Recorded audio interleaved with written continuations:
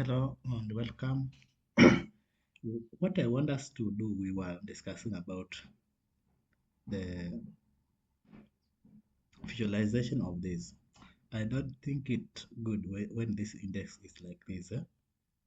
So this index should be date or this there should be, it is not good to have it. It is not professional. So let's make date, tag, and post, and the the index be the date themselves.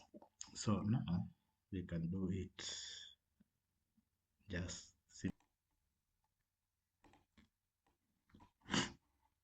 so you can see we have a shape df is equal to df dot 5 port index data.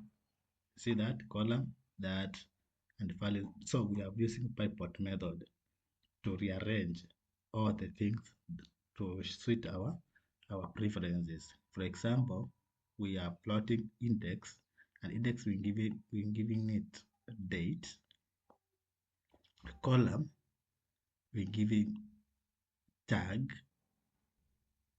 and value when giving post. So those are three different things. Column the tag, and value the post, and date the index. So let's run this. And then we say reshaped.